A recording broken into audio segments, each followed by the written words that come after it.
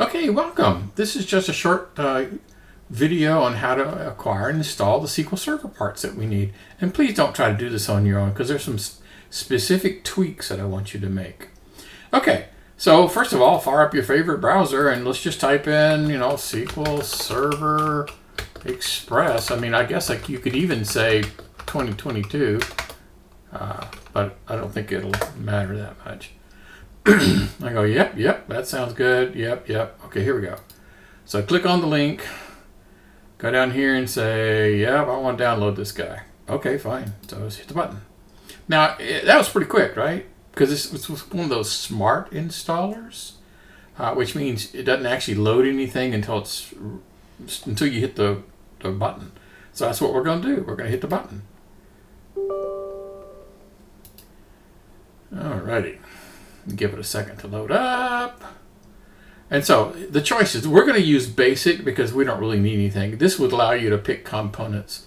And this is all about, if I wanted to install this on several machines, like I would download the media, that way you'll skip that first step of it downloading, right? Okay, so I'm just going to hit basic. And of course I have to accept the license. I got a scrawly cat going on over here. Okay, so take the defaults, no big deal, and we're off and running. Now it's going to download and get some stuff, so I'm going to speed things up with video editing.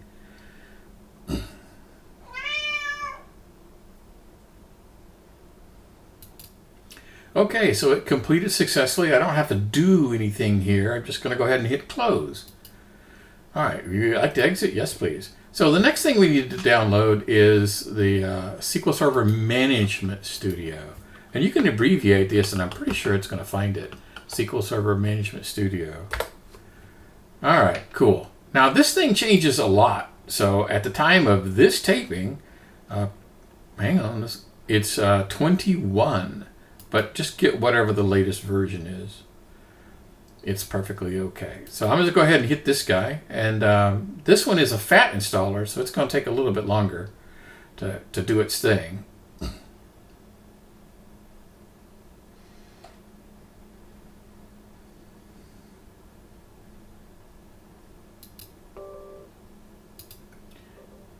Alrighty.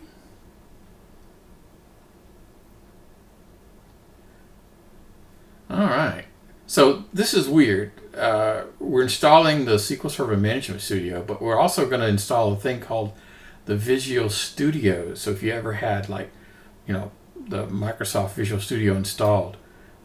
Anyway, so in order to get updates to SQL Server Management Studio, you actually go through the Visual Studio installer.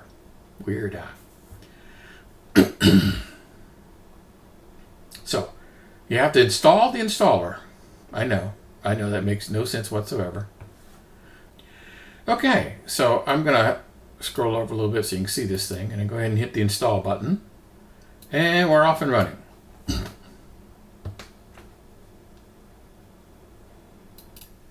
So in my case, it came up and said, we got to restarting Windows. Okay, fine, I guess I'll do that. Not really what I wanted to do, but hey. Okay, it rebooted. So I'm going to go to the start menu like normal. So if I was to scroll down here to SQL Server, there's nothing in here that is really of interest to us on a daily basis.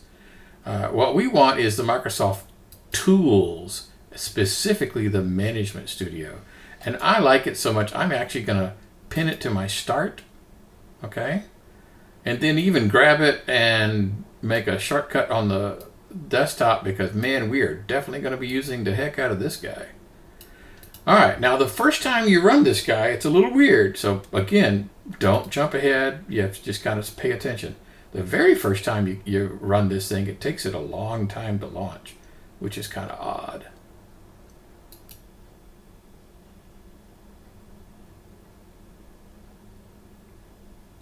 Okay. Now, this is my personal preference, but I strongly recommend that you not bother to build an account to go on this. This is all about posting stuff to GitHub and getting things back. That's of no interest to us. So I'm just going to say skip and add accounts later. In reality, it's skip and never add accounts, but there's no option for that.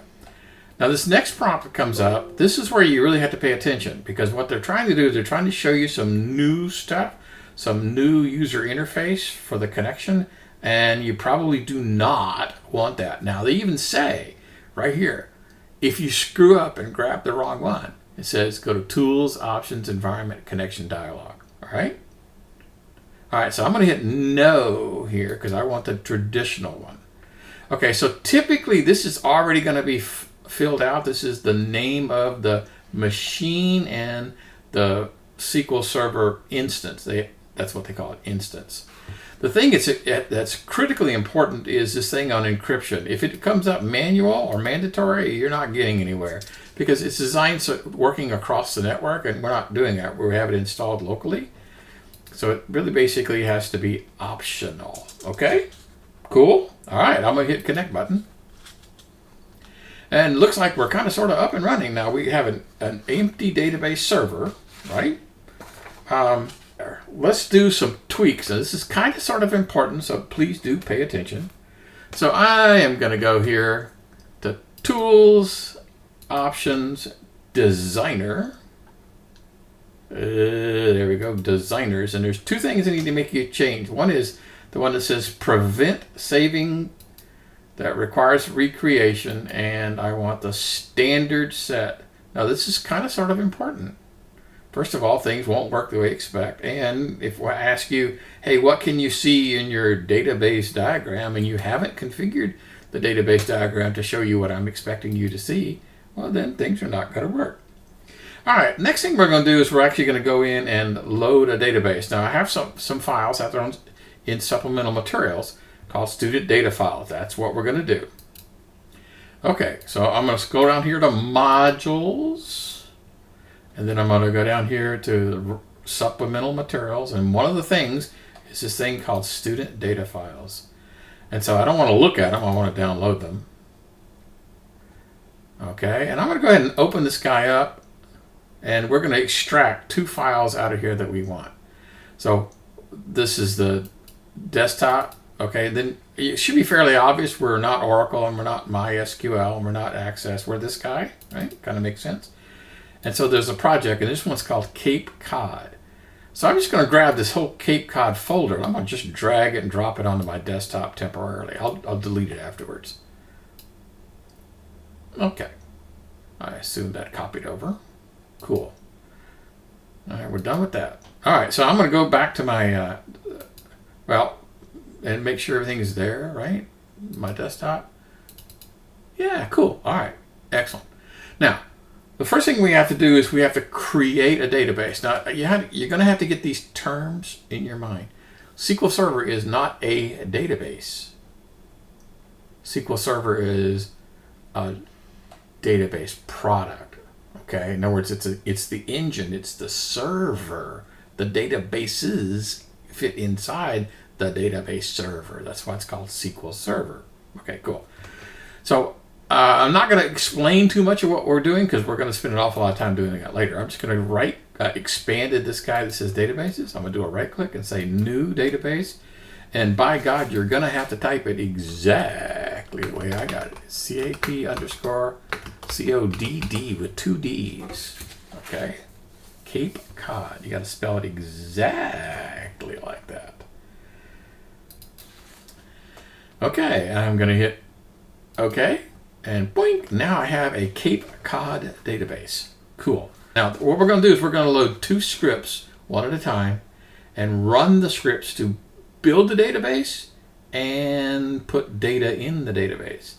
So since I already have SQL Server up and running, all I have to do is just go to my desktop and then go to this guy. And there's two of them in here. One of them, two scripts. One of them's called create, one of them's called insert. It's fairly obvious I want to do the create one first. So I just double click on the guy and it'll load up. And then, not explaining what we're doing because we'll come back and get that later, I'm going to hit the execute button. And I should get a little message saying completed successfully. Great. Now I'm going to go back and get the other guy. This is going to insert data. And I'm going to do the same thing. I'm going to hit execute and glump. So now if I go in here and do tables, now this is a fascinating thing. We just created a bunch of tables, but they didn't show up here. And reason is stuff that happens over here on the right-hand side doesn't automatically refresh the things that happen on the left-hand side. So every once in a while, you're going to have to go in here and tell it, oops, I want you to refresh this thing. So here's a refresh button. Glump. And now when I go in here, I get to see everything. It doesn't happen all that often, but hey, often enough. Okay. So, remember in Microsoft Access, you just double-clicked on something to make it appear over here on this side? I'm going to try that. I'm going to do double-click. No, it didn't do what I was expecting it to do. So there's another way to be able to get these things done. So what I'm going to do is I'm going to right-click on this guy and see where it says Select Top 1,000 Rows. That's going to be the way we're going to be doing this from now on. I kind of like this. It's a heck of a lot better than Microsoft Access, because at the top I get to see what the SQL statement is, and at the bottom I get to see the results of the SQL table all simultaneously at the same time. In Microsoft Access, it was one or the other. You either got to see the SQL view or the results view, but you couldn't see them both at the same time. So this is actually far superior. Okay, sounds good. All right, so now let's just do a quick tour and then we'll stop. I mentioned that this little thing called Available Databases tells you how many databases you're in there. There's one called Master, and if you're not paying attention, first of all, don't ever go to Master. Master is, well, kind of sounds like it. It's the configuration for the SQL Server itself, and we don't ever want to mess with that. Okay, so the navigation pane, yeah, and this is pretty straightforward. You can, you know how to operate a tree structure, with the little pluses and minuses expanding. Double click, hardly anything happens. The select 1,000 rows, cool. So refresh things in case something happens, right? If you do something over here, like create something, it doesn't show up. And I'm going to start typing. I'm going to go in here and build me a brand new query. So I'm just going to blow this guy away, okay? And I'm just going to start typing. Okay, so I'm just going to type select asterisk from buyer. Now see how I haven't got this little IntelliSense thing going here? So I don't actually have to type anything. Now, if you do this in the correct order, you go to the table first and then go back. See, the machine now knows what table you're going to do on. So with IntelliSense, I can go in here and say buyer. I don't actually remember what the names are. Let's go find out. So columns. Okay. So now I can go in here and just say like buyer name. Well, if I spell it right. Buyer name. Now this doesn't always work, because remember we talked about how things that happen on the right hand side don't always synchronize, but this prevents you from doing typing. If I just start typing, say great, that's the one that I want. Position. Okay, that's the one that I want. So if you're a poor typer like me, supervisor, great. So I didn't have to type hardly anything. Now obviously it's going to give me the same output. So the trick behind this is you need to refresh this IntelliSense feature.